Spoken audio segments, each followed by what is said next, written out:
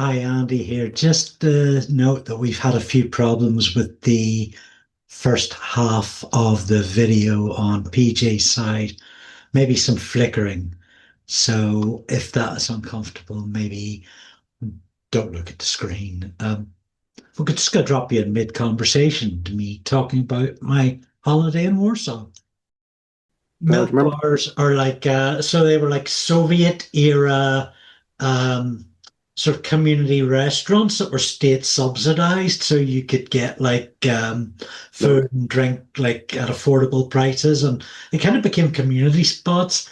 And then when Berlin Wall fell, it kept them going, and there's maybe about 10 of them in Warsaw today. So I got like a big massive chicken breast, a portion of chips, and a good sized cup of coffee for £6.14. How was the milk? The milk was grand. Yeah, I mean, I feel like, they're kind of putting that front and center. It would need to be on point, milk bars. They've got to be. Yeah. dude. So yeah, as you can probably tell, I don't know if we'll leave this at the top. Maybe we will. Andy's been on his holli-bops to Poland. I think we're allowed to say holli-bops ironically again, aren't we? It's come full circle. Are we? I It's too don't late. know. I've been on Right. mine. I went to Your holly-bops. as far afield as Limavady and North Dublin. It's where I went to a music festival and then just for some camping on the beach with my fam. It was very nice. Heard some good music, had lots of beers, some barbecuing, swam in the sea. Typical Irish holiday. The first week very wet. Second week extremely sunny. It's very very hot in Ireland right now. Hopefully wherever you are in the world, you're getting a bit of relief from the heat by the time this episode airs. But I don't know. I wouldn't get my hopes up. So I've never read Discworld. My co-host, PJ Hart, who you heard there, Hello. has read a lot of Discworld, and actually so have I at this point because we're working our way through the books chronologically in terms of publication. And tonight we're looking at A Hatful of Sky, which is book 30, early 30s, 32, 33. And we're going Yeah, as you can tell, we're still in holiday mode. We don't even know what book we're reading. We don't know where it comes in sequence. We don't know how many are left. It's like summer holidays, man. Just roll with it. That's the vibes. We will be making stupid expressions if you're watching us on YouTube or a Spotify video. You might have seen PJ just mute himself for a cough there. So make sure to tune in if you want to see that stuff. It doesn't get any more excited than that, guys. Let me tell you. Um, Publication, Doubleday 2004, I think, unless I didn't update the Google Doc. What's it called? It's called A Hatful of Sky. It's a Tiffany Egan book, the second one. Um, I'm going to do the back blurb. Oh, please do. Crivens, a real witch never casually steps out of her body, leaving it empty. 11-year-old Tiffany does, and there's something just waiting for a handy body to take over, something ancient and horrible which can't die. Wise, witty, and wonderful, A Hatful of Sky is Terry Pratchett's second novel about Tiffany and the wee free men, the rowdiest, toughest, smelliest bunch of fairies ever. They'll fight anything, and even they may not be enough to save Tiffany. Dun, dun, dun. Yeah, some high stakes on the back. I like that there's I know, as much Discworld as we have read in the kind of main series, and there's no chapters, and sometimes the back blurbs kind of can rely a bit more on humor than on plot and stuff like that. But I love how in the Tiffany Aching series, which is very much young adult focused, it's like stakes, high stakes from the outset. On the back of the book, there's chapters, there's a young person in danger, and yeah, indeed. So there's like a real effort to just kind of grab the audience, because it's a younger audience, I guess, just a real effort to kind of grab their attention in what I suppose is a crowded yet extremely lucrative market. So yeah, now that I'm older and more cynical about the ways of the entertainment business, I kind of appreciate those changes this late in the series. So my first read of this was about a month ago. I, Likewise. I find myself stuck in England. on a really depressing holiday, Oof. and I had this along, and I kind of read most of it, or about half of it at least, to maybe two-thirds over the space of like 24 hours. Oh wow. I had a whole day of waiting at a Weatherspoons, at a wonderful little cafe I found in Leicester, which I can't remember the name of, but if you're near the bus station and you Google map recommended cafes, that was one of them, quite near. That's fine. They're So, not sponsoring us, so we're not getting any money from them. We don't have to name drop them. It's fine. but thank you to the cafe in question for treating me so well. I've really enjoyed this book. It's not really a Tiffany aching book because she's kind of out of it for most of it. It's really a wee free men book. And although all my selected quotes are Tiffany stuff, I mean, the wee free men are on every page, entertaining, keeping it going. They're kind of the star attraction. They really, really work here. Um, Interesting perspective. Uh, I wonder if it's just like maybe like I find this more on the second read. I think on my first read, I probably would have agreed with that assessment on this, which is only my second read. I never reread this before.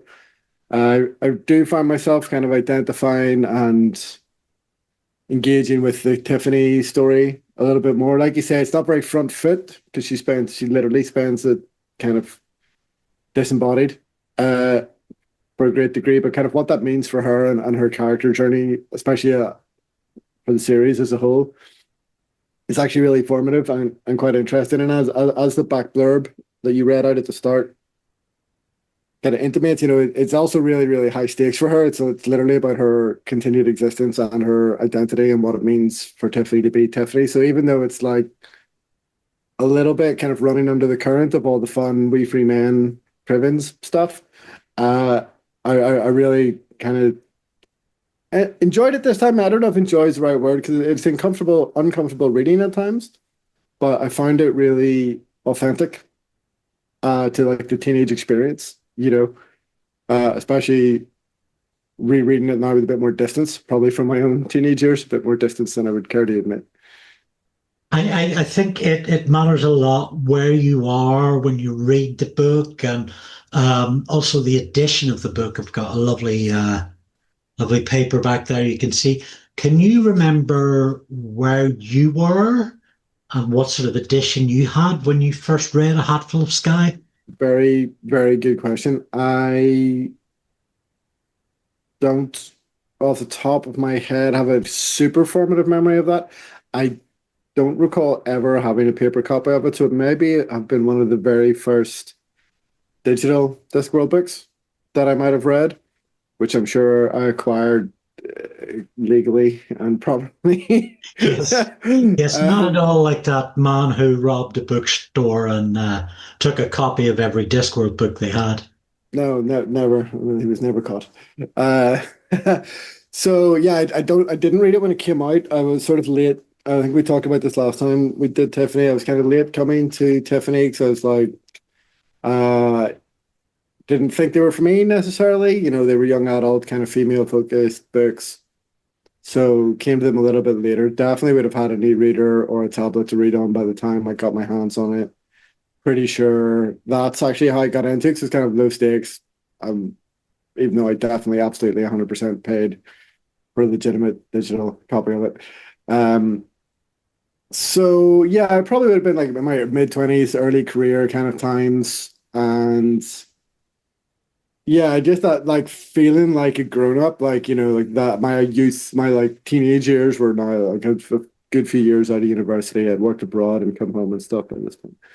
And yeah, so this book that is, I think, really about kind of finding your identity and kind of finding your sort of sense of self and becoming comfortable with your sense of self, I think it was definitely heavier than I anticipated. The first book has its moments of darkness and stuff like that, but it's not like super existential. Monsters are getting hit with frying pans and all that kind of stuff. It's all quite good fun. Whereas, yeah, this is a lot darker, like a lot darker than I expected the first time around, but I was ready for it. this time. And now reading it with that even extra perspective of like, now I've got daughters of my own, like they're not teenagers yet or anything, but I can sort of see my own kids kind of marching along to those formative years. And sort of reading it from that perspective was sort of give it a bit of extra terror for me. Yeah, So, there's a lot of adolescence journey in this, and yeah, those experiences could be precarious at times. And it also, as remarked, fairly fourth wall breaking in the book itself. It is a step up from Tiffany's debut in terms of stakes, which were pretty high up, but were basically just yeah, frying pan stuff. Yeah, this feels next level, which is always a good way to go with a sequel. yeah, for sure. But what is good about it as well, and just you reading the blurb kind of made it click for me actually, is that the the Tiffany books are kind of a sub series for me of the witches books. And as we've talked about, I think in every witches book, with maybe the exception of the first Tiffany book before now, they all have this little element of eldritch body horror to them. And this is Tiffany gets to come full face to face with that aspect of this world now. And it's just such a kind of lizard brain horror trope of just like not being in control of your own body, I think is terrifying. And all the best young adult literature is horror, or it has some element of horror to it, I strongly believe, raised on Goosebumps books and all the rest of it. So yeah, so it's kind of great to see that. I mean, we know the elves and the queen and stuff. All the villains we met in the last book, like they were well established, pretty scary villains in the Witches series before too. But this, yeah, like I said already, I guess it's more existential. It's more character driven, and it's more relatable, I think, than the fairy stuff. Really, really, really strong. Really, really strong concept. Yeah, and a fantastic range of supporting characters there is. There's Mystic, Rob Anybody. We get a lot more on him. Miss Level is like wow, next level. Um, we get the various junior witches as well, and a final act surprise guest who was very welcome.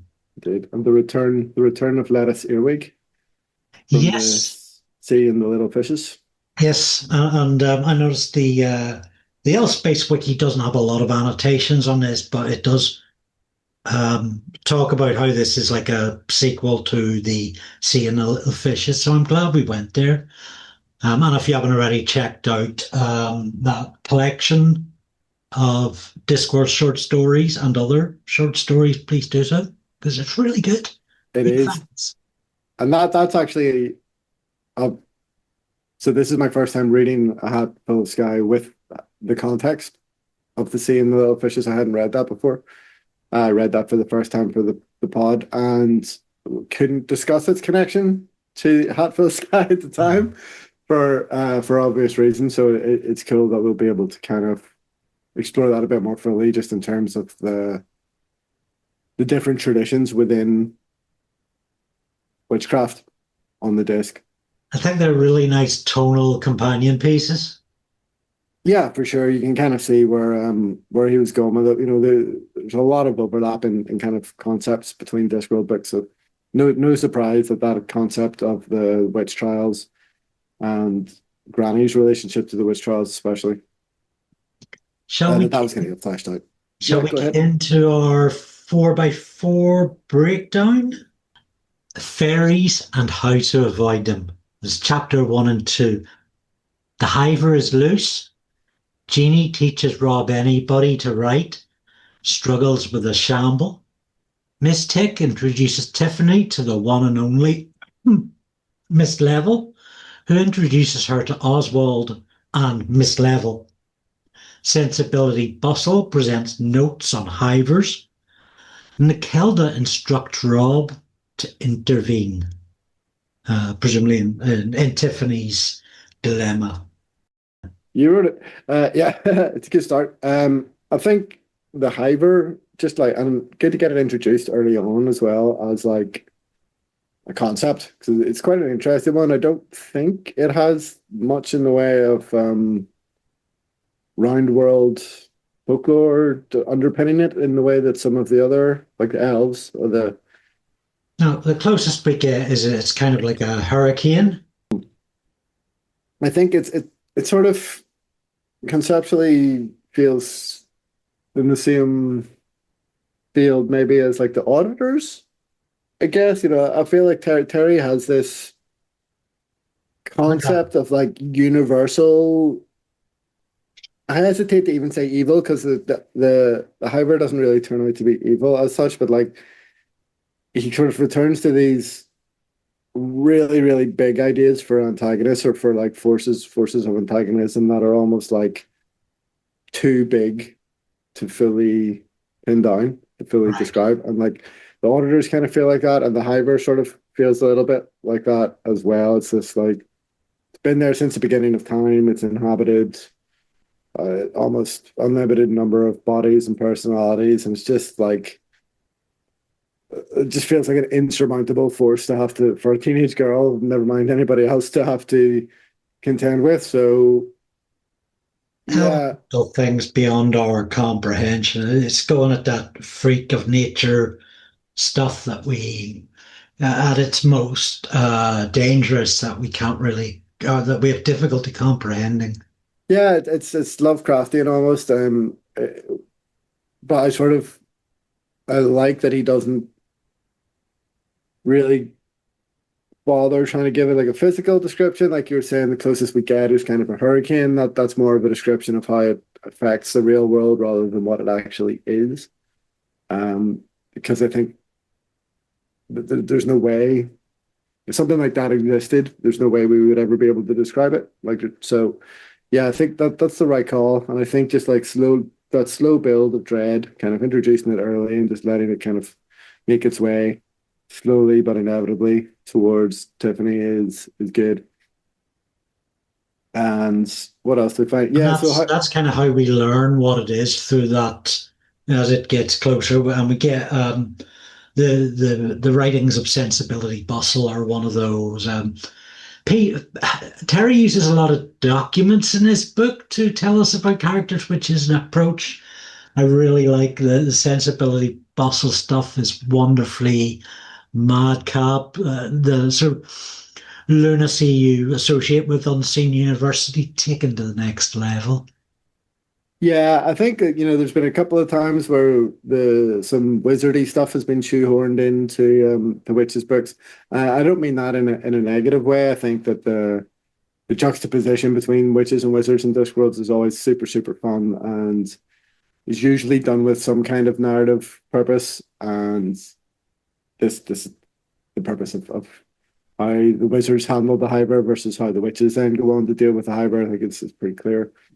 The gender politics of that is pretty clear too. Unseen University really wouldn't stand much of a chance, I think. No, Except and Ponder.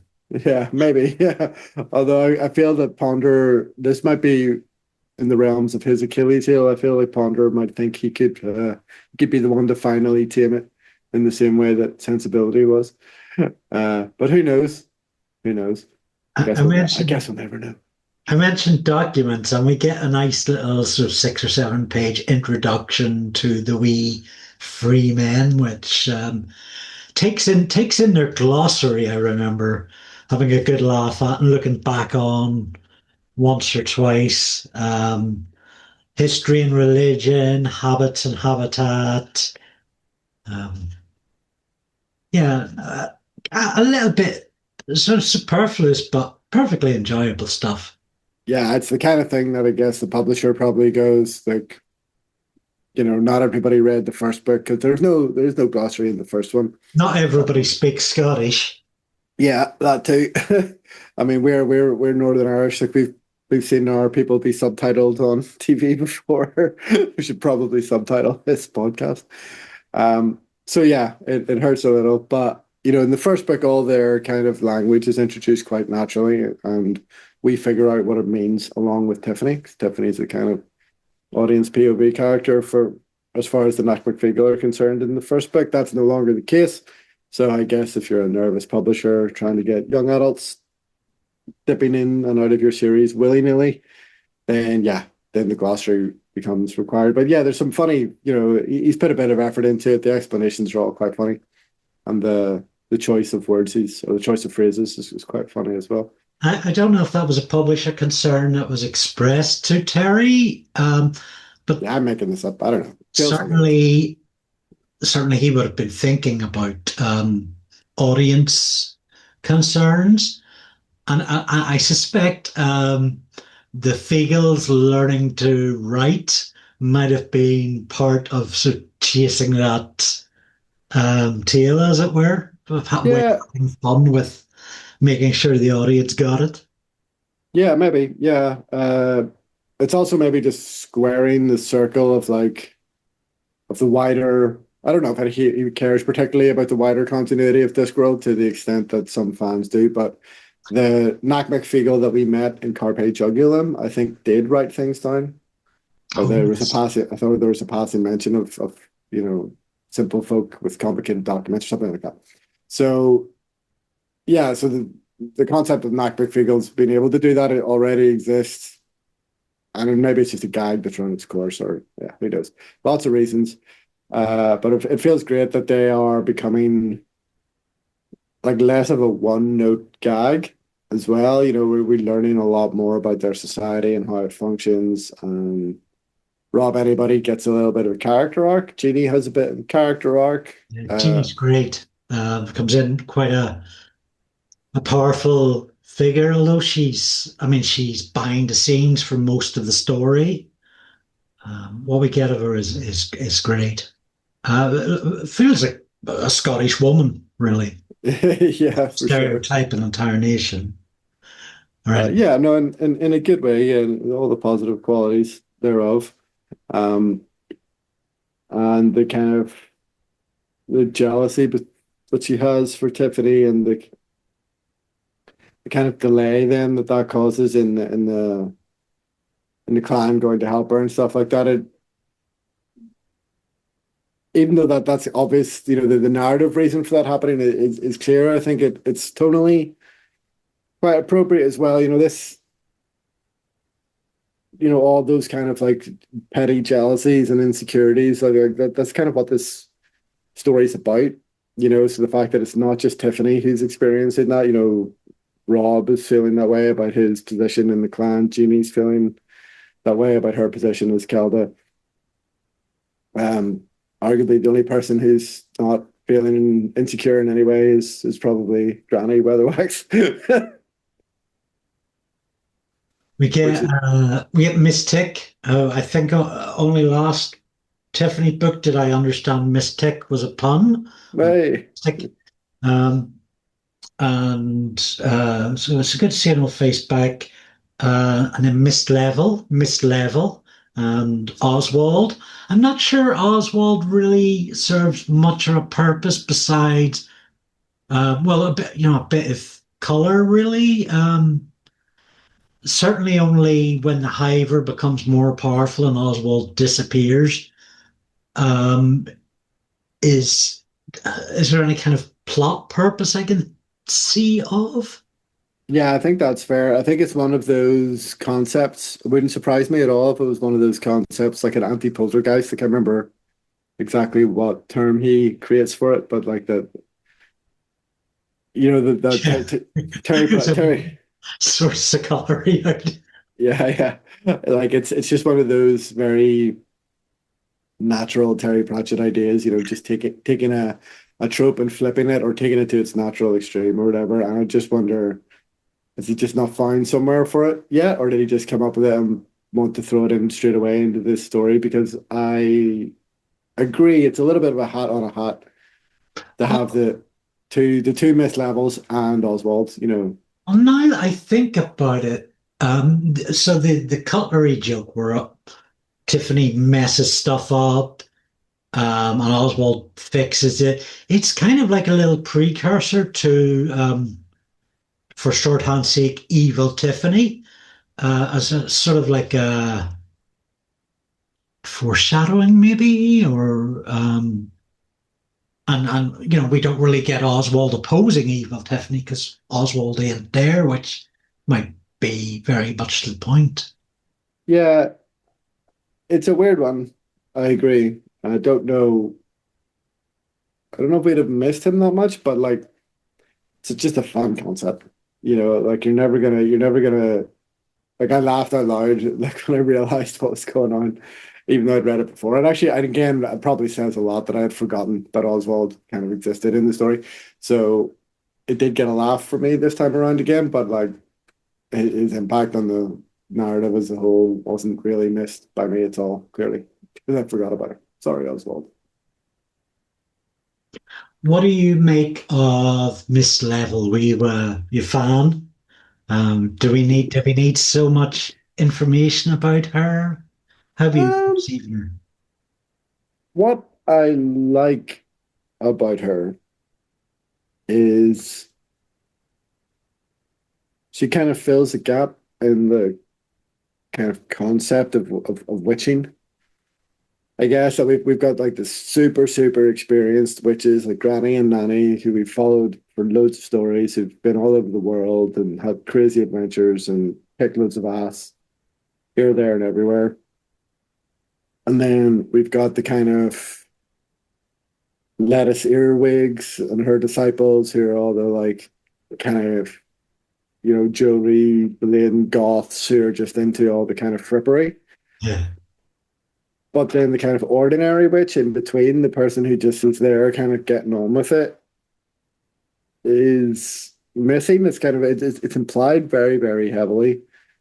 Well, I mean, it's kind of stated outright, actually, that Granny Aiken was that person, was that kind of witch as well, but because she's kind of gone for the whole story, we get to have an active presence in that regard with Miss Level. Like they all said, she's not that good at magic. She's not even that good at like headology and stuff, but she just kind of just goes about her business, just goes out, helps people, does the job.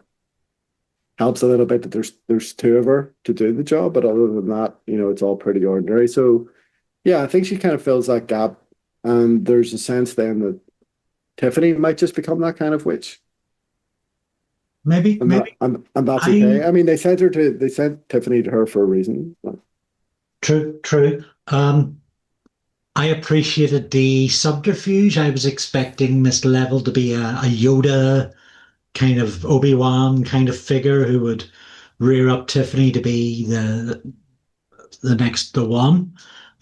So I appreciated down to earth. I don't know if I'd quite class. I mean, yes, I see a lot of crossover between Miss Level or Miss Levels and Granny Mhm. Aching, but also Granny Aching and Granny Weatherwax.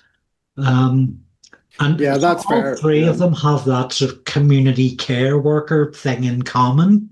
Yeah. I think That what is real magic. yeah, and Miss Level doesn't have anywhere, it's certainly not at this stage of the book. Miss Level doesn't have anywhere near the amount of respect from her community that either Granny Aiken or Granny Weatherwax had. And, maybe she would have earned it eventually, but then the fact that she's able to start doing what she's able to do by the end of the book, obviously that has a massive help for her as well. But we'll get to that. Um, yeah, I thought the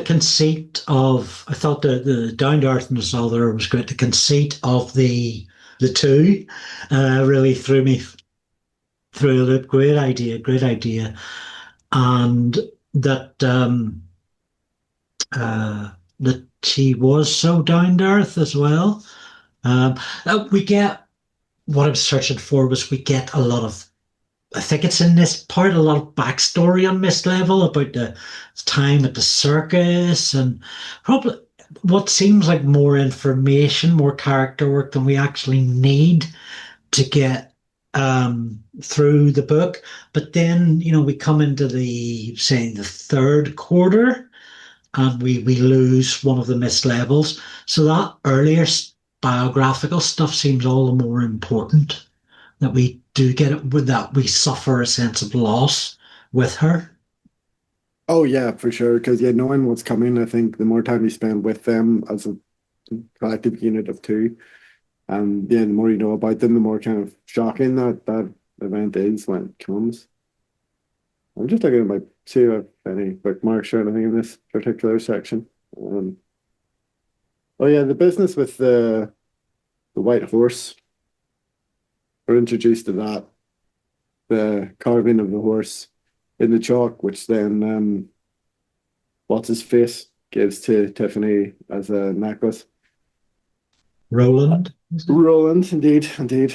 And of Perfect. course, that relates to the famous chalk carving in England of is it a man with a stick or oh, Terry has helpfully mentioned it in the after notes, I believe, I believe you're correct. Yeah. which is the Uffington White Horse near the village of Uffington in southwest Oxfordshire.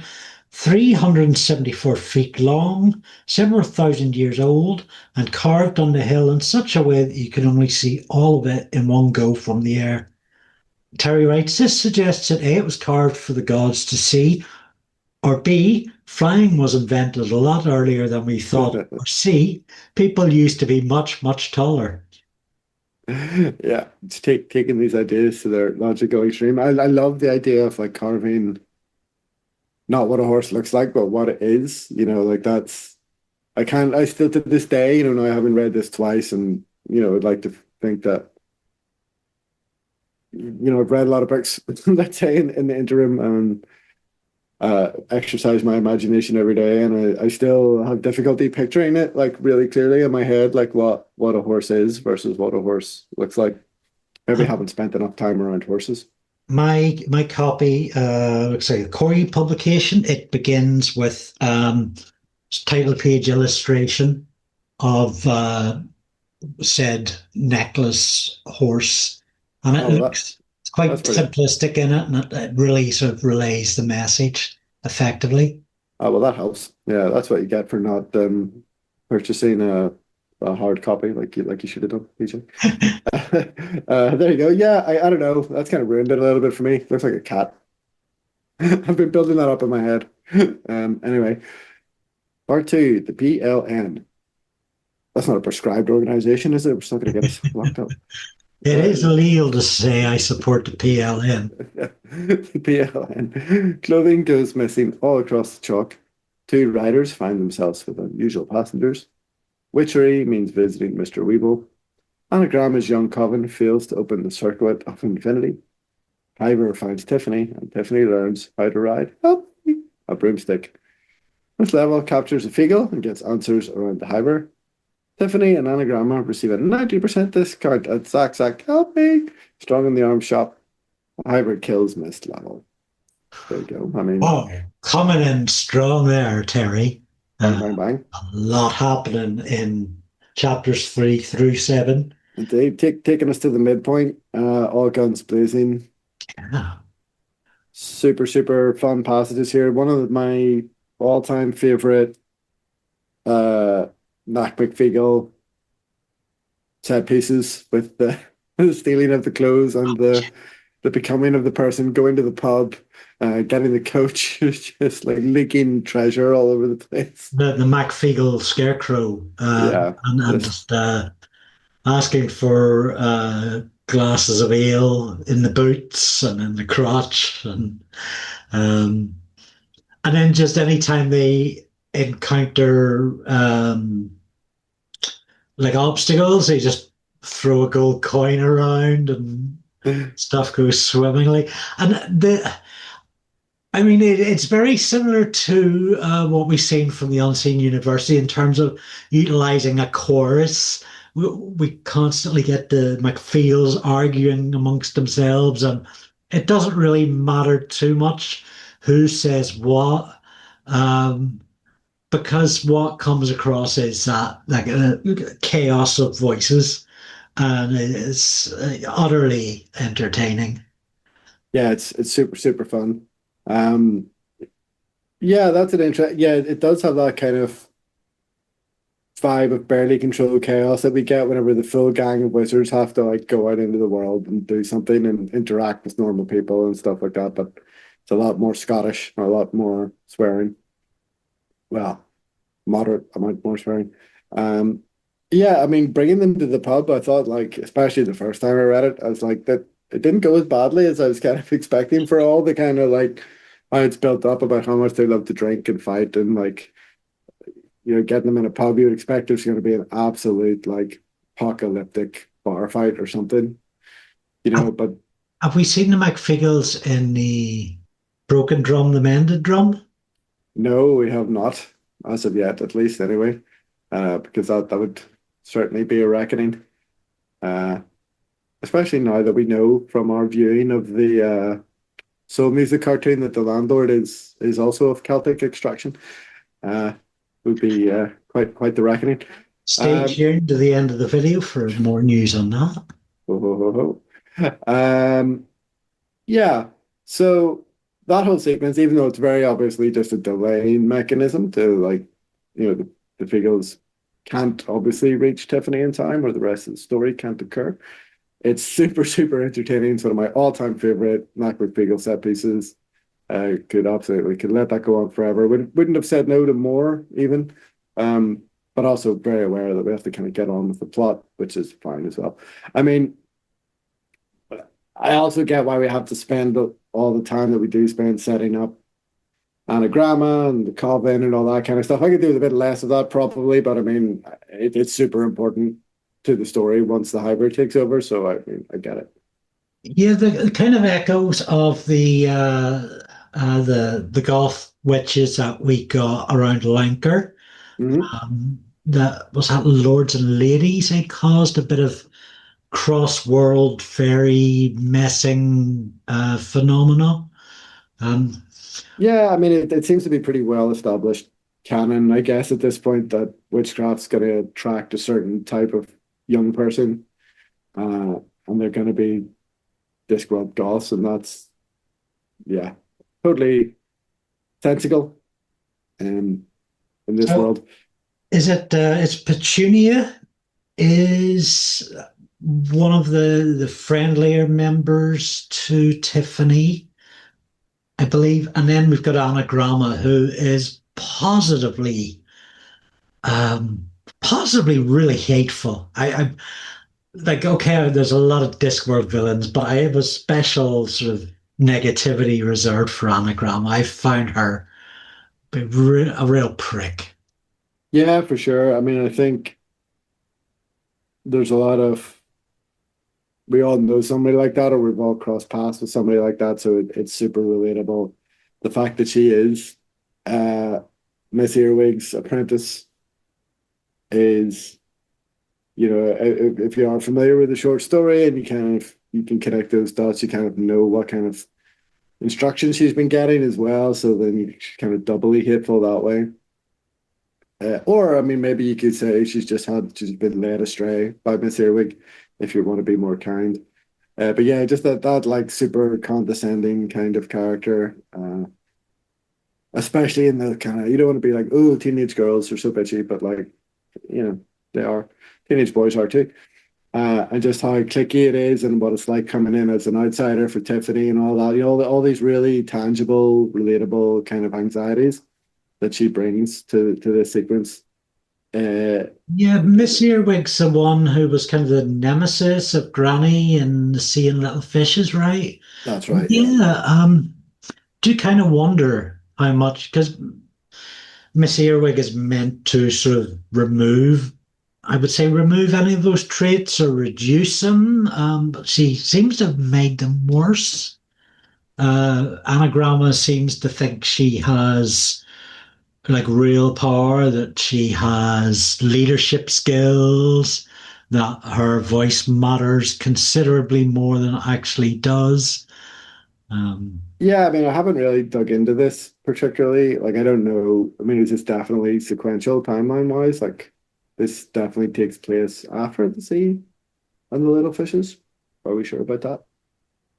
And then if it definitely does, which it probably does, there's no reason to assume otherwise. Like at the end of that story, like Granny puts Miss Earwig in her place, but it like I don't really feel like she learns her lesson. She's still pretty pissed off at the end of it. I don't think that she's necessarily going to change her ways. So I think it all kind of tracks. Like it's fine that she's still getting on like this, So however many months or years later it is, you know. I think Zach's shop is seeing Anagramma put through the ringer a bit. She's kind of bitten off more than she's chewed, as has Zach and his security. Yeah, yeah, and again, more ways to just kind of shoehorn wizarding and the kind of the male perspective on magic and the kind of and what how it differs so significantly from witchcraft in this is great. You know, it's just it's two failed exams away just from a scam. You know, that's basically what wizarding is. Um, so yeah, that oh God, yeah. So that whole business. I mean, I guess that happens after the hybrid gets her. You know, that whole sequence is Oh yeah. pretty So pretty see abrupt me. and quite brutal. Yeah. And the see me thing, you know, it's set up obviously basically right from page one. Yeah. And So one thing I'm not clear upon is the see me. What's going on? Is that a perfectly? I wasn't quite sure if that was like a perfectly natural thing in terms of magics for Tiffany to be doing, or maybe something she hadn't done, or was it more closely tied into the Hiver, or was it just a way that she made herself vulnerable for the Hiver to get in? Um, yeah, I think it's the latter. I think it's implied later on. I can't remember if it's Granny or Nanny or when the senior witches are talking, when they figure out how the hybrid got in, that the see me thing is a relatively advanced thing for Tiffany to have figured out how to do by herself. right. And because of that, obviously completely unaware of the danger of doing it. And we sort of, I mean, that there is a little bit of groundwork laid for that, I guess, in the fact that like it feels adjacent to borrowing, which we know is something that Granny is kind of the master at, and she's, you know, the best witch of all. So that all sort of more or less tracks, I think, canonically. Yeah. Uh, Oh, yeah, you took my line there. But I didn't know even if it was something that Granny could do herself. And I guess having a mystery around that is kind of fun too. yeah, and definitely Granny wouldn't admit it if she couldn't, you know. So yeah, I think it's really. I mean, shocking is not the right word because it's set up quite well. You know, with that the Hiver, we've been able to track the Hiver the whole way through. We know what it's looking for something, but like the moment where it takes over is quite quick. It's quite an abrupt thing.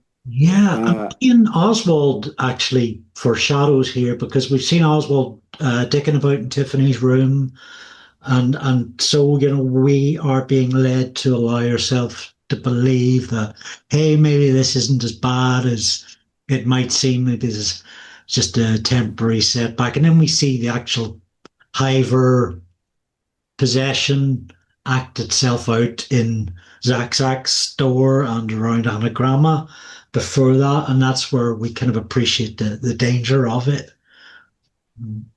yeah, for sure, for sure. Yeah, it's a good point actually. You know, that you do have these kind of yeah, the kind of supernatural stuff that's played for gags like Oswald, and then the fact that this possession kind of happens in Tiffany's room with Miss Level's house, which has all been kind of a little bit goofy and quite safe up until that moment. You know, that definitely helps with how kind of And the see me then unseen thing is quite a very simply written trigger, or it's a very simply written hook mm, to impart that idea.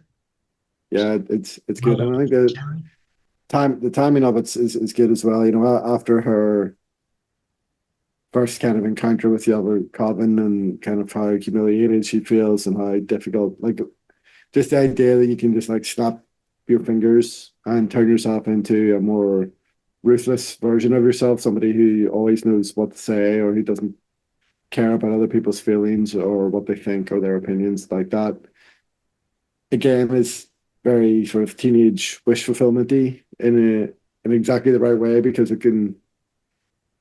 it's it's foreshadowing that thing about the third wish in a way, whereas like she probably does wish that she could be like that, but then the third wish is always has to be used to undo the damage of the first two wishes.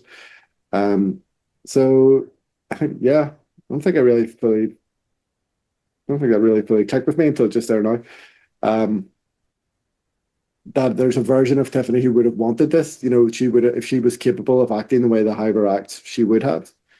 Because these people humiliated her, they weren't nice to her. It's Zach's not particularly nice either.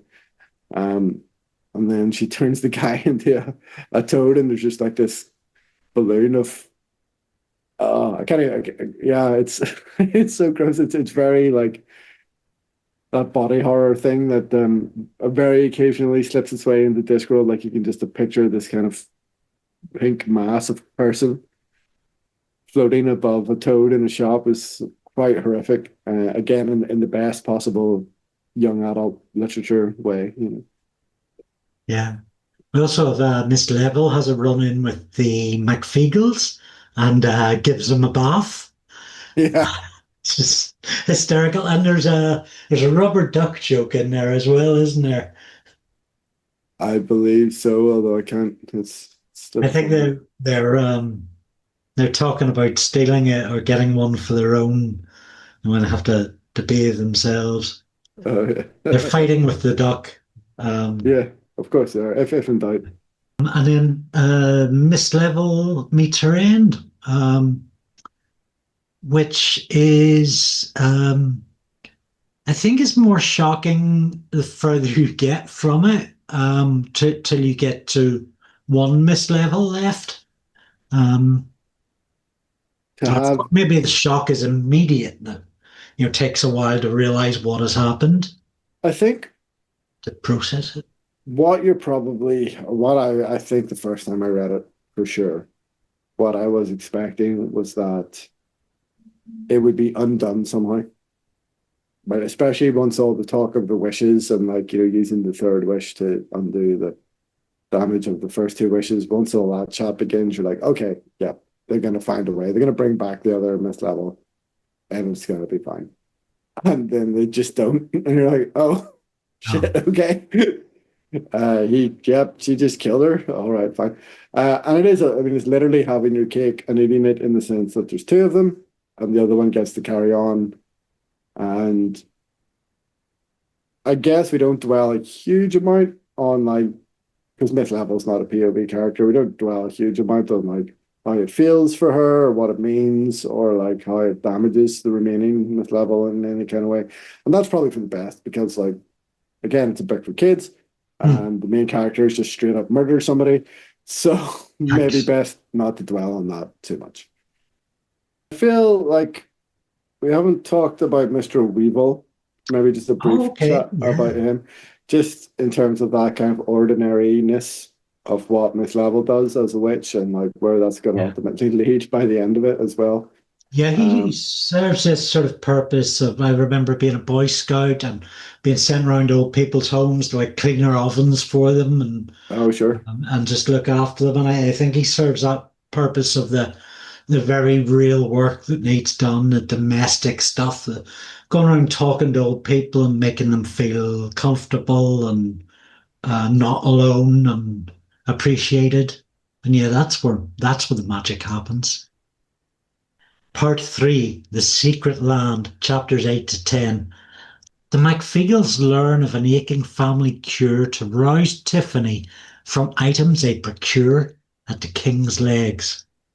Tiffany is haunted by memories of the Hiver, and Granny Weatherwax guides Miss Level on phantom limbs.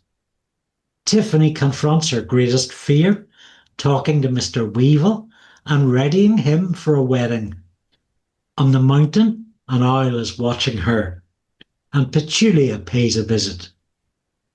So, yeah, interesting to see it kind of segmented up like this because the Hiver actually isn't in Tiffany for that long. Do you know what I mean? Like in my head, especially after the first reading, Right. when I was Yeah. coming back to the book the second time, I was like, oh yeah, this is the book where Tiffany gets possessed by a Hiver for the whole time. And that kind of sucks to be her. fine. But actually, like it comes in what around chapter 4, and then it's out again by like chapter 9, and there's 15 chapters. Like for an act, I guess, for the second act, say, um, she's got the Hiver in her, and yeah, I'm kind of glad in a way. Those kind of stories where like somebody gets taken over, they don't have any agency. They're robbed of of the agency within their own story, and you can kind of lose interest a little bit. But I feel like the Hiver possesses her for just enough time to do like the maximum amount of harm to her life, like, and then they're able to kind of get it out. But crucially, when they do get it out, it's not defeated. They still have to. There's still a whole act's worth of story left to It happen. it is a little bit of a Discworld world trope at this point, yeah. Yeah, but not in a bad way. I think it is. It's good story structure. I think, and I know. I mean, we read one of these books every month, so we're oversaturated in it. But if you're not, I think like it really does help the pacing, especially of the second half of most of the books. Yeah, I think it's really interesting. We'll talk about Granny, but the plot direction. Granny turns up, and we think Granny's gonna solve everything, and yeah, there's guidance around making sure Tiffany is recuperating and doing the same for Miss Level. But Tiffany and Granny run essentially, which gives us even more of an idea of the strength of the Hiver. Mm. Yeah, I thought that, and again, it feels a little bit like okay, the book can't end in chapter 10, but yeah, I think that's like for everything that Granny represents, especially in the Tiffany series. You're like, oh, Granny, Yeah, what? she's Granny? running away. Yeah, She's the Discworld heavyweight. Or yeah, and nothing. yeah, this thing's just straight up kill the witch. Granny's running away from it. It's serious shit. Like, um, yeah, and I think it does. It kind of helps with the pacing of getting Tiffany to where she needs to be, but it's also interesting that we're back in the world of witch trials. Thinking about the last time we saw Miss Earwig, and that was about the witch trials and how Granny responded to that by her kind of her big kind of move in that story was to do nothing. Was to like they told her not to do the witch trials, and she was like, "Yep, that's cool. I'll just be super nice to everybody and freak them all out and ruin it that way." And there's a little bit of that. I think I think like it says on Elspace, this is a bit of a sequel or a spiritual sequel, or it's expanding on some of those themes at least in terms of like Granny achieving her goals by not doing something. That's kind of happening again here, isn't it? By her guiding Tiffany to be the one who can defeat the Hiver. I've pretty much paraphrased what Terry says explicitly. Tiffany confronts her greatest fear talking to Mr. Weevil. And I really like that angle there. That it's they go through the village, they do the rounds, and this is what Tiffany fears the most. I think that's really well framed. Yeah, absolutely. And I think it comes back to what we were saying about Miss Level, the idea that you can become a witch and like that can be like everything that you want in the world, and this whole business about her not being able to make a shamble the whole way through as well. Like she's dying to be this like cool, mysterious, powerful witch, but like she might just end up being like Miss Level. She might just end up clipping toenails, and that's fine. There's value in that. Um, and yeah, that is her greatest fear in a way, and she does confront it, and she does ultimately kind of find a bit of value in it too. I think that's where she understands her own grandmother. Yeah, exactly. Yeah, Maybe she's that's used to thinking of her and Granny Weatherwax as these people of immense power who can do all this like flash and zap, but really their power is in the small community things, the everyday doing for people.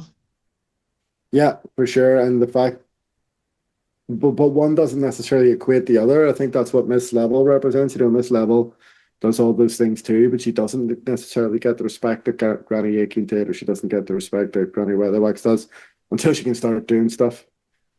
magic, doing stuff with her second body, even though it's not there. The sort of fear that we see Tiffany have around Mr. Weevil. I mean, is that a sort of that fragility, vulnerability? Is that something we've ever seen Granny Weatherwax go through? No, I don't think so. She's not frightened of normies, it seems. No, and I think it's kind of good in a way that like because we going all the way back to equal rights. We met Granny at a particular point in her life and in her career. Everything we learn about Tiffany is that she's going to be this. She has the potential to be quite a powerful witch for sure, but we get to see the kind of formative stages of that, which is cool. You don't have to have like a young Granny Weatherwax series to explore that. We can explore that with Tiffany. And I think Granny has quite a good read on her and is probably putting a lot of her own kind of experiences into how she deals with Tiffany and making sure that she does do the legwork and she does cut toenails and she does visit all the normies. I think is obviously really, really important to Granny as well. We could have kind of assumed that was a formative experience for her too. I think I had a great moment of excitement when Granny Weatherwax showed up here, but it's not like 6 pages at the end of the book. It's the whole second half, and Yeah. just overjoyed. And I don't know if I've said to you before, doing these books chronologically, and then later finding out the witches stuff stops fairly early on. We get really spoiled in the chronological, and it's something that I kind of feel was a wrong way, for the sake of the witches, was the wrong way to appreciate it, and I do miss them. Yeah, and that's that. Yeah, just talking about like what going back to just what the actual work is, like doing the actual witchcraft. So I'm in this section. I'm here at 69% of the book, and sort of Granny and Tiffany are kind of talking about like essentially telling people stories that they can understand. You can tell them don't drink the ditch water because it's got loads of bacteria in it, and they'll still do it. Or you can tell them don't drink the ditch water because the fairies will get you, and then they will. Yeah, Um, this is a great new take on, I mean, a subject that Terry returns to thematically, theme stories about stories, and this is a really exciting exploration of those and how stories hook people, story get people to believe, get people to act, and have yeah, great power. indeed, and yeah, the quote on the page from Granny is a story gets things done. Do you know, side tangent, I found myself over the last 6 months watching a lot of YouTube reactor videos. Um, and I remember a few times I was watching young girls or young women reacting to various TV shows that I had watched, and it'll come to some dramatic moment with a big character beat or tragedy, and they'll start bawling their eyes out. And I'm sat there thinking, really? Oh, for goodness sake, this is so embarrassing. Um, you're crying your eyes out over this. Goodness, if something really bad happened, and then I stopped my train of thought and I got a bit of distance from watching this, and I thought, actually, no, this is a power that you and I and other storytellers have, is the ability to make young women cry or young men cry or laugh hysterically or think about things for a long time. This is our gift, curse, but this is our power. This is what we do. So, who am I to take that? Who am I to judge, someone for reacting in these little traps as writers set for people in these sort of steerings, of course. Indeed, no. I mean, if I thought I ever wrote something that made somebody cry, I would be like, I would put that up on my wall. That would be an absolute career-defining achievement. I think. Um, I think it's one of the big reasons why Terry's writing is so popular amongst other creatives. Is because like that theme, it kind of puffs us up. I bet he constantly tells us how important we are and how important storytelling is, and we like that. We like to be puffed up a little bit. Um, Yeah, and it's a universal skill, isn't it? Like everybody has this ability, whether you're trying to make it in the trade like us, or whether you just enjoy listening to other people's stories. And mostly everybody in town has their own stories to tell, as Lisa Simpson once. It's a trait we all have. Indeed. Well, it is for now until large language models rob us of the ability to do so. Be organic, people. That's Indeed. your defense and your forward movement. They can't replicate the real thing. Absolutely. 100%. Yeah, and it is. It's kind of quite nourishing to read these stories. Terry Pratchett in particular, he's got such a clear thesis on that. As I say, if you're in that kind of game yourself, it's quite nourishing, quite reassuring. Themes to constantly revisit for sure. But there is truth in it, and there's this sort of more down to earth reading of that, about like how stories are kind of used or can be used in day-to-day lives to kind of encourage people down certain paths, hopefully the right path. I mean, obviously stories are used to encourage people down the wrong path, or they're used for nefarious purposes as well, unfortunately, increasingly in our media landscape these days too. But we were on such a positive note there. Let's not dwell on that. What else is going on in this section? Up in the mountains, we got a bit of borrowing going on, which was kind of fun. Oh, In the way indeed. Tiffany observed it. Yeah, getting to see that happen from Tiffany's point of view was quite fun. And it's always kind of a bit humbling for Granny. It's funny to see Granny in those kind of post borrowing moments where she's like still like a little bit of an oil, or she's talking about eating weevils or whatever, or stoats or whatever. It's always good fun. And we get the Um, infamous sign rolls out its presence. It did. yeah. Oh, the fact that the McFeagles have to go back to the pub as well. That's like their biggest challenge. Like, they have to go to Back and not drink. yeah, and get the tobacco. Yes, Uh it's quite a feat. the King's Legs. King's Legs. I mean, I also I like that you name check that in the blurb. It's what, again, just quite a small but very emblematic Terry Pratchett. Yeah, Why is it always the arms? Why not the legs? Very, very simple concept, but like good for a giggle. I don't think that's come up before. Yeah, it's had a pub. We had a pub in Monsters Regiment, but I don't think it didn't have a comedy name. But yeah. The every other pub had called itself the King's Head, yeah, King's Crown, so they decided to call it the King's Legs.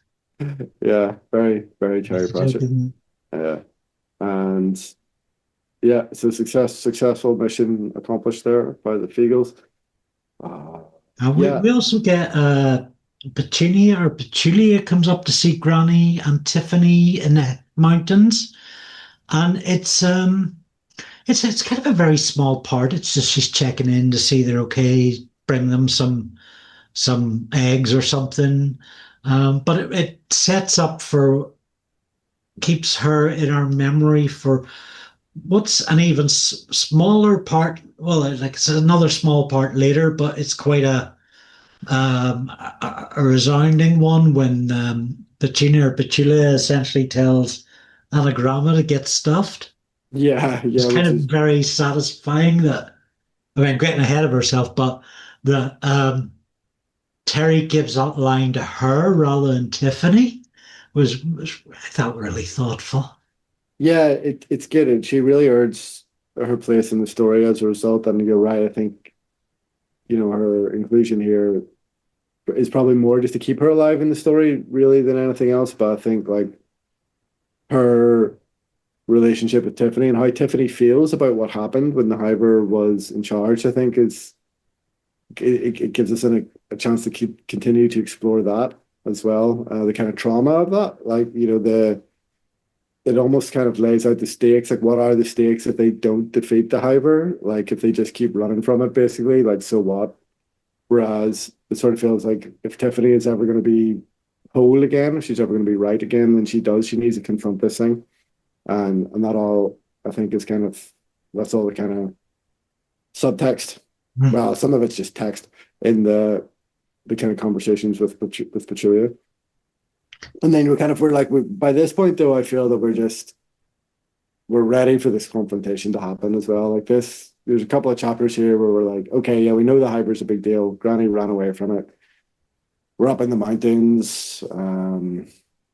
The whole Mr. Weevil getting them ready for the wedding. Like again, thematically very important in terms of Tiffany's development, but like slightly odd, I think, that it happens before they confront the Hiver. The implication being that she sort of has to accept this part of herself before she can defeat the Hiver, I think, which thematically kind of tracks, but like maybe just drags out the confrontation for me a little bit longer than needs to be. Again, I always have to nitpick, always, especially it always seems to come here as well. I always have to nitpick around the kind of break into the third act. But That's what we're here for. Find one of the greatest British authors ever and just nitpick all the stuff. yeah, sorry, Terry. Man who brings us so much love and fun and mirth.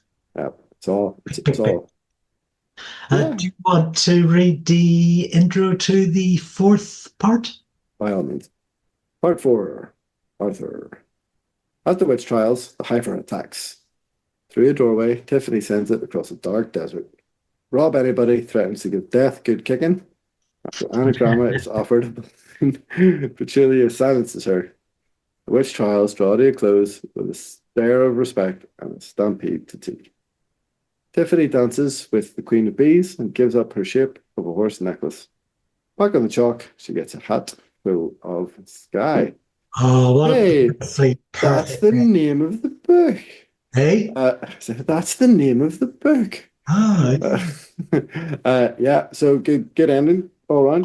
oh, beautiful. Let's start at the top though and work back towards it. The Hiver at the witch trials.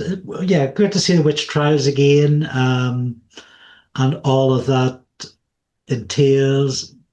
I feel very much that Granny, if I remember rightly, she is kind of letting Tiffany take it on solo beyond the door. Yep, that is exactly what happens. Also, even just thinking again, because I get obsessed with this kind of stupid shit. The chronology of all this. So it appears as well that Granny is not participating in the trials. So that implies that it is definitively set after the Yeah, sea and the little fishes because Granny's kind of on the side of it. for the first time ever. Or potentially the second time ever since the one where Monsieur Rig had a meltdown already. I guess that has already happened. So yeah, so that I'm just satisfying myself. Nobody else cares. Real stakes are happening. The Hiver has to be fought and defeated. Yeah, so yeah, the whole and I guess everything that we were building up to in the last section as well is Granny sort of feeling out and making sure that Tiffany is ready to do this. Hmm. And it's a big deal. Like we all know as sort of avid Discworld readers, like once the door is open and like once they're on the other side of it, like we know where they are before they do. Right. And it's kind of like the fact that the Hiver is kind of humanized, I guess, to a certain degree at this point that it's like it just doesn't know how to die, I guess. And yeah, just like the existential horror of just having been alive and forever and being terrified for that entire time is something to think about. Like, A lot of resonances of that famous biblical related poem, Footsteps. Two footsteps across the sand, two sets of footsteps, and the other was when you were God yeah, was yeah. walking with me. And This yeah, time it, yeah, this the time it was idea of that Tiffany. great void of desert and seeing various souls walking across there and making their way, and Tiffany and Rob being expected to follow.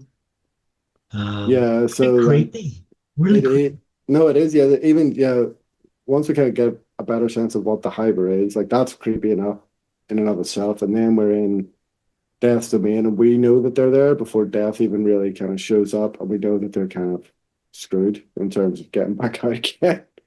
Because every character in 30 plus books that Death has encountered, Death has ended up here and has not come back. So yeah, it's a big one. And as far as climaxes go, the idea that Rob is just going to basically fight his way out of it is glorious. You know, I found myself imagining a few tangents through this book. So, for example, one would have been the witch trials and have a like three circles of three. So Magrat and Aniog might turn up. You'd also have Anagramma and Petunia would back up Tiffany. You'd have another circle of three. Another one was that Rob Anybody would end up being confronted by the death of rats and just beating the living crud out of them. But that's a as it yeah. was, like taking a few digs at the big guy himself was perfectly satisfying. Yeah, I mean, on the one hand, I think that would have been super fun. The death of rats fight would have been super fun. But then, like the whole Mac McFeagle USP or their way of operating is that like doesn't matter how big it is, like they would like they're not if the death and the death of rats were standing beside each other, like they would still like, go for death. They would go for the big target every time. Right. So yeah, yeah, I know what you mean. I think there's like the op the opportunity was potentially there for a bigger set piece. To end this now, obviously previous Discworld books have had some pretty large scale final set pieces. That doesn't seem to be the way that we're going with these Tiffany books. You know, they're very character driven climaxes, or at least these first two are, you know. I'd I'm be much more interested to see. satisfying. I feel. I think this one really takes its time in winding down. Yeah, I appreciate that. Yeah, yeah, I think you know, he's taking a chance in that regard that like all the character work that he's set up pays off. There's not a tremendous amount of spectacle in these sequences. Not a tremendous. I mean, there's still some levity, but they're not big comedy set pieces. They're not big action set pieces. They're very much the culmination of the character arcs, and that's great. And it's great because it's done well, you know, and there's confidence in that. You know, you're not having to hide it behind a bunch of jokes or a bunch of spectacle. And the idea that Tiffany might get stuck there, considering how dark this book has been in places, Yeah. uh, only for the fact that she was just introduced a couple of books before, you're thinking if this was a standalone book, if this was her first book, you might be like, ooh, you know, or if it was her fifth or sixth book, and you're like, you might be like, well, this character's had a good run, you know, only for the fact that it's her second book, I think you're like, ah, she'll be fine. Just doesn't seem like she's going to get killed off.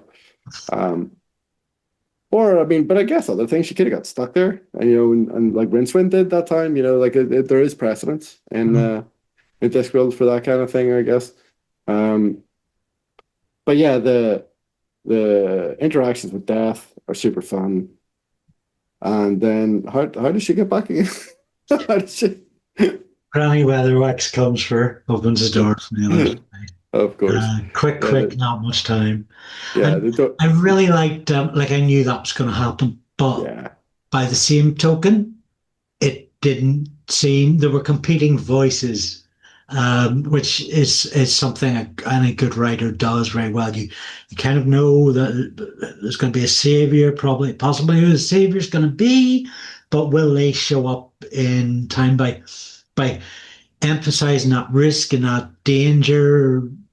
Um, it kind of conflicts with the knowledge that a happy ending is coming and screws with it and screws with you, and that's damn good writing, sir. indeed, indeed. And like you said before, you know, the fact that we have spent a significant amount of time with Granny in this book, we're not kind of relying on readers' previous knowledge of her from previous books or anything like that. She doesn't just show up as like a Deus Ex Machina Yeah, to kind of open the door. You know, there's been significant character development, significant development of the relationship between Granny and Tiffany to kind of make all that feel 100% earned. So yeah, very, very satisfying we've seen conclusion. Chekhov's granny. Yeah, Indeed, yes, indeed we have. And it's nice then to kind of get back to the real world and fairly swiftly wrap up the rest of the various story arcs that are ongoing. Let's talk about the staring contest because Indeed. I understand it, but not in a way that I could put into words. I can't explain what's going on there. It seems to make perfect sense, but in some part in the back of my head. So it's been a while. We were a bit delayed recording this, so it has been a while since I've actually read this. But my understanding, well, I think it's kind of explained to Tiffany, or Tiffany sort of explains it to herself in by comparing the witch trials to the sheep trials, essentially on the chalk, isn't it? Where like nobody actually cares, or they don't care that much about who gets the prizes, who gets the rosettes or whatever. All they really care about is whether Granny Aiken, or the highest honor is for Granny Aiken to kind of give you a stare and a nod. And that means that that's the ultimate sign of respect for a shepherd, and it's the kind of the same for the witches. In that the witch trial, people can win or people can lose, but if you manage to impress Granny Weatherwax, then that's the ultimate sign of respect for a witch, the ultimate sign of respect that a witch can receive. So that was my understanding of it anyway.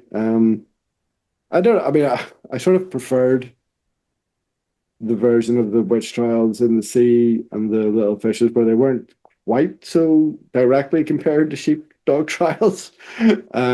I sort of preferred that as a bit of a subtextual pun. I mean, it kind of seems like the two of them are playing with the other witches by refusing to do anything beyond what they're doing. Oh yes, exactly. Yes, I didn't really take that to the conclusion of what actually happened. Yeah, yeah. And again, that's building on the sea and the little fishes as well, isn't it? Where like you can win the witch trials, or the witch trials aren't necessarily about what you do. You can absolutely win the witch trials by not doing the witch trials. Yeah, Um, any of those other witches actually get that. Granny gets it. I think Tiffany gets it, or we learn along the journey that Tiffany has been told it's yeah, not well, a thing. Tiffany figures it out by thinking about the sheep trials for sure, and I think it just draws that line quite distinctly between the sort of witches who are in it for the glory, or who are in it for the floaty capes and wands with runes on them or whatever, and then the witches who are in it to help people, who are in it to do what needs done. Uh, so yeah, I think it draws that line Yeah, quite clearly. Yeah, and, which is and good. again pulls forward Granny Aiken. She's not in the book like last book, but her presence is like really all over this. Yeah, and it comes back here in this section in a big way for sure. And then that's sort of so. You get Yeah, the dance with the Queen of Bees, which I thought was just poetry, just beautiful. yeah, really, really lovely, Really and kind of unexpected too, because we don't really get vulnerability from Granny Weatherwax. no, Can't think of a comparable scene to this. no. I mean, not this kind of sort of smaller Maybe kind in of. Equal Rights or something, but No, I mean not. Trying to think. Like, is it even in? Because I mean, like she confronted her long lost sister and stuff, and like what was it in Witches Abroad or whatever. But we don't really get these kind of introspective, these kind of quiet moments with her. Well, there's maybe the bit that she goes in the cave in Carpe yeah, Tugulum, maybe, I guess is maybe the closest thing. Um, but yeah, you can really sort of feel Granny becoming almost like an author insert in some ways. For Terry, there's a lot of like, and there always has been, I guess, like a lot of how he sees the world. Like obviously, quite a lot of his philosophical positions are spoken by Granny. Like he obviously believes a lot of what she says about humanity and about society.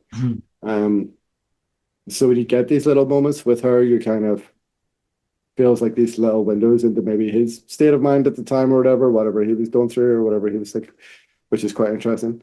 And yeah, I'm just really struggling with spoilers here. I just gotta stop talking. Yeah, and well, we get the payoff on the horse necklace, and we get Tiffany chooses her own hat back on the chalk, and Yeah. it's a very quiet kind of ending. It lets us down or lets us out gently. Um, Yeah, it's a very satisfying denouement, hmm. as the French would say. Which not definitely not saying that right. But yeah, really nice epilogue. I think it's a tricky enough thing when, especially when you're setting up a series for this audience, to have like a satisfying ending that like ultimately still leaves things open. Like Tiffany clearly, like she's crossed the threshold of life and death and has defeated undying evil from the beginning of time. But like you don't necessarily feel that like she's completed it. Like she's not. There's still plenty of room for her to grow as a character and as a witch as well. Despite all this, which is no mean feat. I think by focusing the narrative so closely on that exact thing, on her personal growth, at the end of the day, she's still a kid, and she's starting to figure out who she is, and she's kind of overcome that kind of hurdle along that journey. But like, there's still feel like there's plenty of room for this story to develop, for this character to develop. And there's a nice parallel track to this that we haven't mentioned, where Rob Anybody goes home to the Kelda, and it's almost like him withdrawing is his story, like not done, but done is for this book, which is parallel with Tiffany solving her issues and working through them with Granny. And it's kind of like the withdrawal of Rob and the McFeagles is kind of like the storyteller saying, well, she's at a point where she doesn't need that support network. It's time for her to find her own way and for Rob to find his, and like move on, at least for this book's frame, in different directions. Yeah, fair. I mean, there's just enough kind of character beats for Rob throughout this to kind of give him that sort of satisfying arc that you've just described. Um, and he does come back to Ginny, a little bit kind of more world weary and a little bit more sure of his position in the tribe.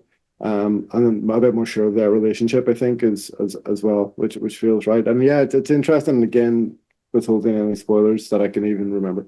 Um, what position we'll find them in when we meet them again, I think is an interesting question for sure. Shall we begin to tie it up as it's really, really hot here, Uh, melting and falling asleep?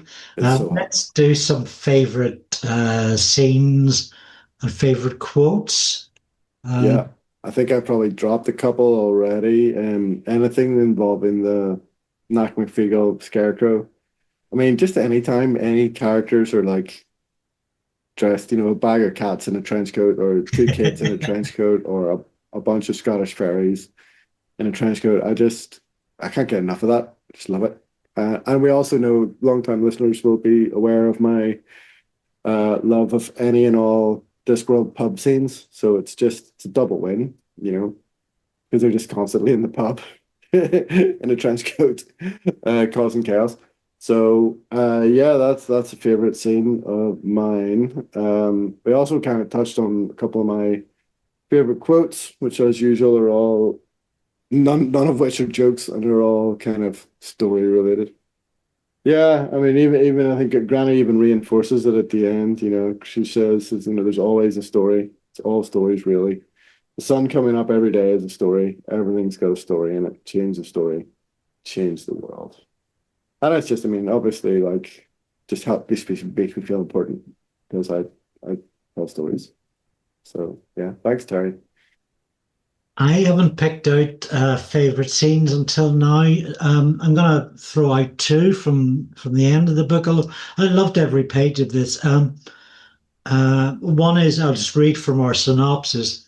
After Anagrama is offered a balloon, but Julia silences her. A lovely little, like, a couple of lines. It's great. Um, I think the Queen of Bees dance is just wonderful. When we do see Granny stripped back and vulnerable, it's usually through the lens of somebody else telling us that they are. Here we get it pretty much up front. The only thing different is it's a swarm shaped like Granny rather than Granny herself that we see, but we know through our event or reading of borrowing, we know this is Granny. It's a wonderfully tender moment.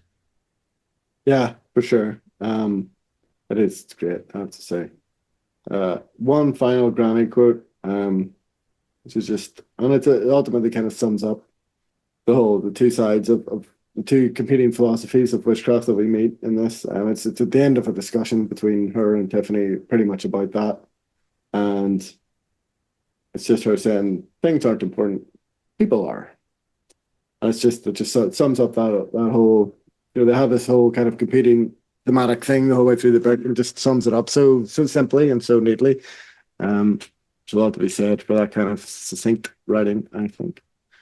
Yeah, that's kind of it. I've narrowed it down to four quotes, PJ. I might Oh have to go a wow. bit further. Please do. I have thrown out several already, so go nuts. My main one is from early on in the book, actually. The paragraph's all in italics. It begins, Miss Tick's teachings floated through her head. Always face what you fear. Have just enough money, never too much, and some string. Even if it's not your fault, it's your responsibility. Mm, Witches yeah. deal with things. Like this is an amazing paragraph. Never stand between two mirrors. Never cackle. Do what you must do.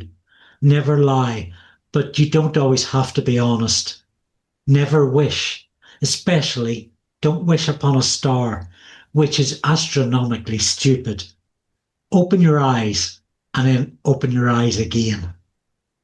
Yeah, brilliant. I just like I was saying, you can really feel that like Terry's putting a lot of his worldview into the kind of what it means to be a witch. That's really starting to solidify by this point in the series.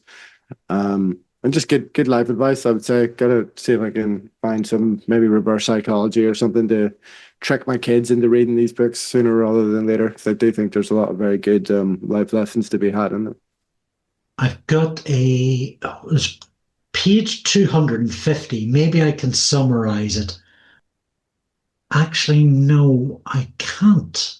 So I'm just going to read the whole thing.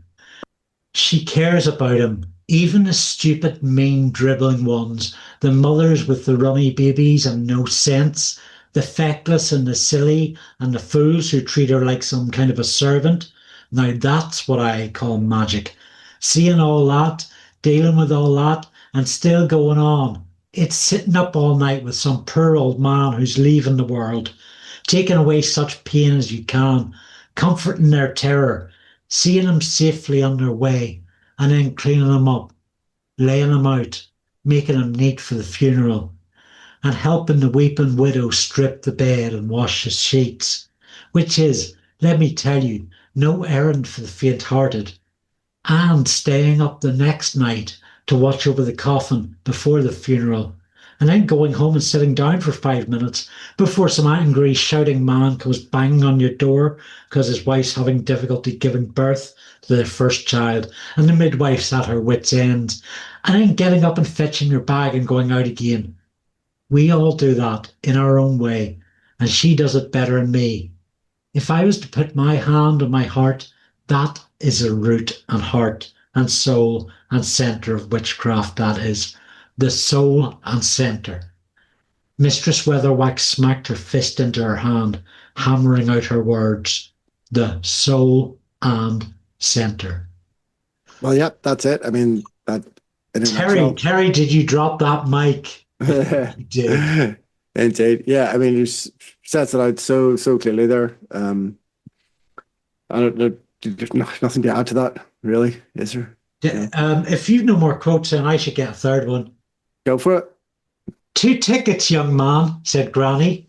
Little bits of ice tinkled off her words. That'll be one child and one senior citizen, the young man quavered. Granny leaned forward and said, What is a senior citizen, young man? It's like, old folks, the boy mumbled.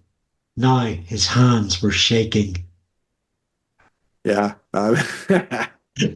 Yeah, I'm glad we got a little comedy one in there, a little comedy set piece in too. God, yeah, you wouldn't want to face Granny down in that scenario, would you? And yeah, I mean, and that confirms that they're just spectators as well. They weren't participating.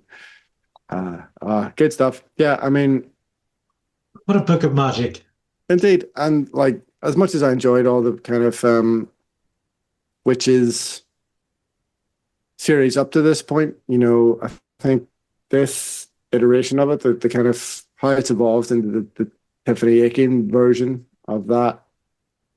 I was, as I sort of mentioned before, I was slow to come to it. I was maybe a little bit slow to warm to Tiffany as a kind of protagonist. But all these rereads, like so far, the rereads have just been like a significant step up for me in terms of enjoyment. There are a lot of books I've been looking forward to rereading. A lot of them I've been like on the fence about, and I think it's fair to say my opinion on the vast majority of these books hasn't changed dramatically. But I definitely find myself enjoying the Tiffany books a lot more this time around. There's stuff coming that I'm just like, I have to leave it at that for now in case we get into spoilers. But like, you've been here with me, you've read them too. You've seen, I've got the same appreciation for them that you have now, I think. I didn't maybe have that the first time around for whatever reasons. Maybe just being young and stupid and male, probably. But here we are now. Yeah, I'm here for it all the way to the end. Do you know what book comes next? Is it making money? It is going postal. At least I hope it is, because I'm 30 pages through it. Oh yeah, I was going to bring Making Money with me on holiday, and I forgot it, so I'm glad I didn't. I don't think I have a hard copy of Going Postal, which is annoying. We'll just check that because I'm going on holiday too. No, you're right. Going Postal is the first. Yeah, that makes sense. I might even have Going Postal read before I go on holiday. I'm very excited about that. I mean, if I were to read the first line, and I know you're very spoiler phobic, but if I were to read the first line of the back blurb of Making Money, it does in fact say that the hero of Going Postal returns. Oh, right. So I should have known. If you don't know who that hero of Going Postal is, you find out next episode, or actually, you find out when you read the book. Yeah, I mean, please do read the book before. Don't just rely on us to tell you they're brilliant. Experience for yourselves. Yeah, we don't know what we're talking about. Don't take our word for it. A few thank yous to say in regards to social media and people that so like last episode we did the soul music animation and it took me hours and days to edit together, so please, yes, well done. Thank you for yourselves. It was exactly what I wanted to do. It was in the shape that I wanted it in, so it was worth it eventually.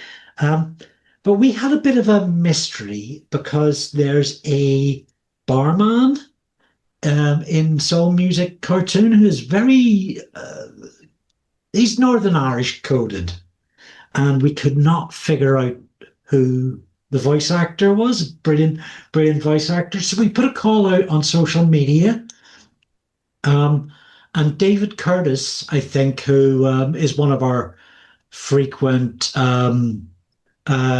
chatters on Blue Sky, along with Mike Jarrett. David went to town trying to find out who this was, and just got looked into this for so long but couldn't come up with an answer. We'd also tagged in Mark Burrows, 20th Century Mark, of the magic of Terry Pratchett. Um, and Mark wrote back, a lot of the cast on these shows played multiple parts. It was very much an atmosphere of, we need a voice for this character who's around today. Unfortunately, that leads to not very useful other voices provided by the cast and various credits. You need to track down the director. And he goes on to post a screenshot, I think, from IMDb, likely to be one of these, but it could actually be anyone in the main cast.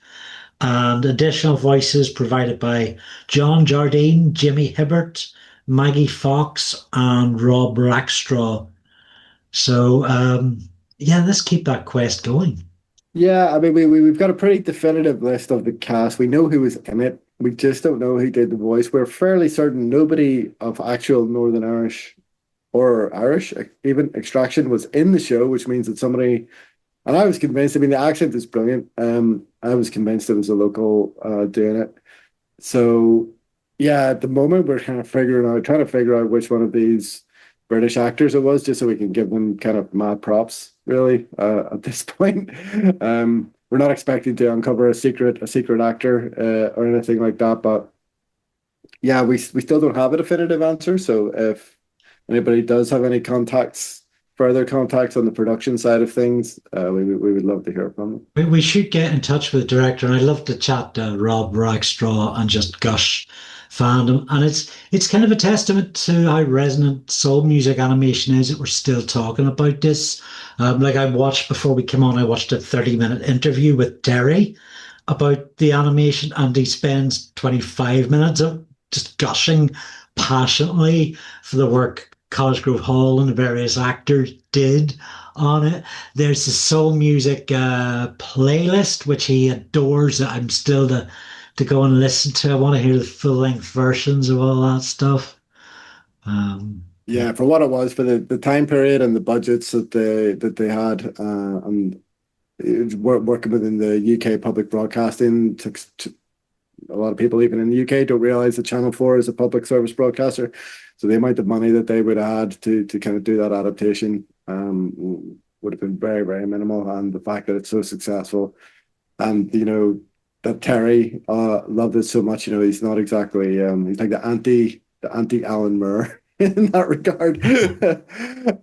It's so lovely to see. So if you haven't checked out the show, please check it out. If you want to check out our reactions to it, and you haven't done that yet, it's up there online already. It's the previous episode. The YouTube is as well with. Yeah, check out the YouTube or Spotify video version, because we've got we do about like 6 minutes of reaction per episode, and then another like 10, 12 minutes of discussion, and then rinse and repeat. And I think it all hangs together pretty well.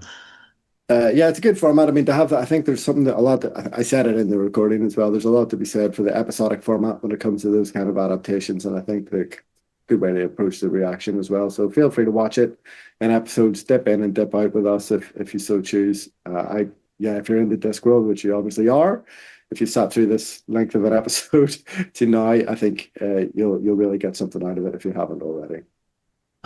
You can get early access to future episodes of I've Never Read Discworld by subscribing on a paid tier to patreon.com/Andy Luke. Starts at £1 a month, as accessible as possible. And episodes go up like maybe about a week early or half a week. So a quick thank you to my small, valuable group of patrons: Sonia Thuerry, Andrew Bolster, Donal, Fallon, Alex C, Amanda Rodriguez, Shell, Dave Cromie, Matt Saunders, Bryce Goodall, Katie Marshall, Alan Rowell, Benjamin Stone, Arsalan, Haider Ali, big up, and particularly Ian Lawther also, who goes halvers on the Zoom bill, which allows us to do this. Do we have any stuff we want to plug this week, PJ? I have a short film maybe coming out on YouTube. I had to make it as a portfolio piece for a funding application. It's a short horror film called The Song Upstairs, which if we haven't released publicly on YouTube yet, I think we'll do very, very soon. We might even do it exclusively through the I've Never Read Discworld channel. I'm not promising anything. Just decided that that's a possibility. Yeah, so we'll put that out on our channels if you're interested. It's not very Discworld related, quite the opposite, in fact. Just a little short 5 minute film, bit of fun, something we were doing, kind of zero budget, uh, with some local very talented actors and film crew from the Northern Ireland film and television sector. I do have some other stuff I can't talk about yet. I probably won't be able to announce for quite some time, unfortunately. But I don't know why I'm even telling you this. Know that I'm busy plugging away. If we're late on the podcast or if we don't seem that we're that well researched, it's because there are other things going on behind the scenes that we can't yet talk about, unfortunately. Excitement, excitement. I'm just returning from a holiday. So on Saturday nights, I do a live stream with Kitty Marshall, 10 p.m. UK time till about 1 or 2 or 3. We tend to do either just improv and talk about politics and culture, or a Victorian villainy series where we talk about really weird MPs or political scandals. Um, we're doing a two-part coming up about one of my favorite historical figures, Trevich Lincoln. So that's going to be good. I've just finished the Press Gang Readers Commentaries, Series 3, featuring the Gun Siege episode. Very exciting. And I've If also you're not on video, by the way, Andy has an impressive amount of physical promotional material that he's there's just yes, there's the Gun Siege poster. There's another Gun Siege poster. There's Adrian Edmondson, the time he appeared as a butterfly collecting teacher. with hair. Terrifying. Worth it. It was worth it for the price of admission just to see Trust Ian us with on hair. that, audio listeners. Um, and Sorry, I yeah, derailed your very slick promo. I'm busy preparing for the Caption Comics Festival in Oxford, August 8th, 9th. A very small, intimate festival. I'll try and remember to put a link to my promo video in the description, because I made a really sort of organic, um, Charlie Brooker-esque promo for like a 20-minute video essay, which describes the sort of organic nature of the Caption Festival, which, in order for shortness, is essentially a weekend in a pub with people who like comics. That's the atmosphere. That's the sale. Get along to it, and like we'll have a drink. If I see you at Caption, we'll spend some time together, you and I. Sounds fun.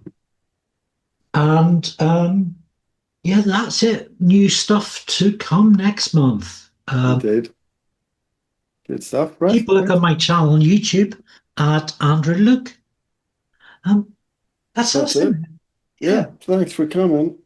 As always. We talked about what's next. We talked about what else is going on. It's so hot. I just have to go. I have to go outside. I have to go stand outside now. Gonna melt away. Melt Okay. away. Thank you. Yeah. Remember to hydrate and get plenty of ice cream. Good. Goodbye.